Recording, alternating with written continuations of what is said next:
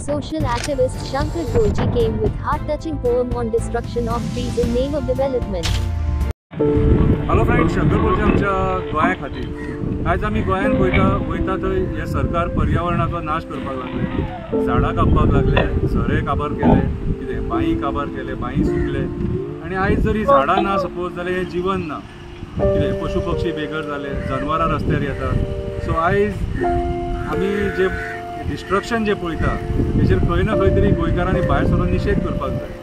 पयर आमी सांतिनी जो वड कापला हेंच्यांनी तो पळयलो आनी आयज ह्या पद्दतीन जर सपोज जंगलां काबार जावपाक लागली सपोज जाल्यार हो टेम्परेचर जो आयज वाडला न्हू तो कितले पटींनी वाडटलो तो विचार करा.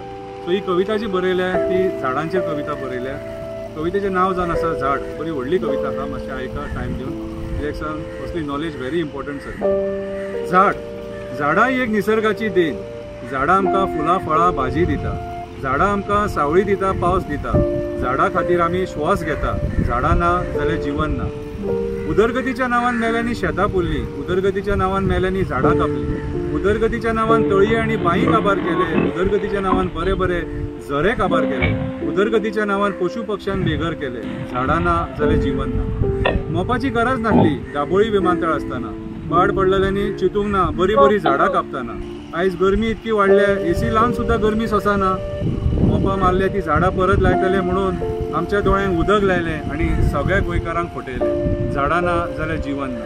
मोपा भोंवती सगळे राजकारण्यांनी जागे घेतले, विमानतळाचेर काम दितले म्हणून पेडणेकारांक फटयले, कुळस्करवाडीचे झरे काबार केले, वारकण आनी नागझरीचे बांयी काबार केले, जनवरांक आनी पशु पक्ष्यांक बेघर केले, झाडां ना जाल्यार जीवन ना.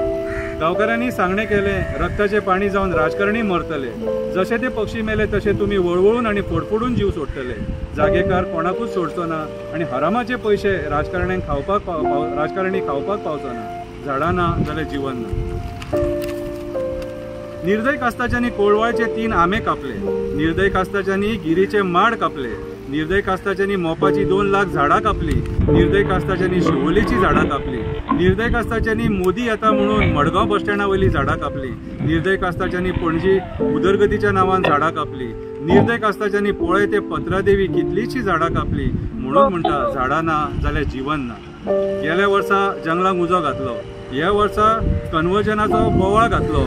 आतां गिरीची शेतां पुरतात आनी उरलेली सांडलेली झाडां काबार करपाक सोदतात. अरे पाड पडलेल्या न्हू, दोंगर सोंपले, रानां नश्ट केली म्हणून आयज न्हू तरेची गरमी वाडली. झाडां ना जाल्यार जीवन ना. राक्षस वृत्तीच्या नरभक्ष्यानू हे कृत्य तुमकां म्हारग पडटले, हे महापाप तुमकां हांगाच भोगचे पडटले. सगळे लोक आनी जनवरां तुमकां राजकारण्यांक श्राप सोडटात तेन्ना तुमी फोडफोडून आनी वळवळून मरतले ती वाट पळयतात. देवा दामोदरा, देवा बोडगेश्वरा, देवा साकळ्या, देवा आमोणेच्या कोणी वयल्या देवा, देवा रवळनाथा, देवा खापरेश्वरा, देवा बोडगेश्वरा, देवा राष्ट्रोळ्या, देवा काणकेश्वरा, देवा कटंब दादा, देवा दूधसागरा वयल्या आजोबा, देवा केरयेचे आजोबा, देवा दारगळच्या दाडेश्वरा, देवा हळर्णाच्या बेताळा, देवा आमच्या बावटे काठी वयल्या खुर्सा, तुमीच आमकां पावा, तुमीच आमकां राखा, तुमीच आमकां पावा, तुमीच आमकां राखा. गोंयकारांनू आतां तरी जागे जा, गोंयकारांनू आतां तरी जागे जाया, आमची झाडां राखया. झाडां ना जाल्यार जीवन ना, झाडां ना जाल्यार जीवन ना.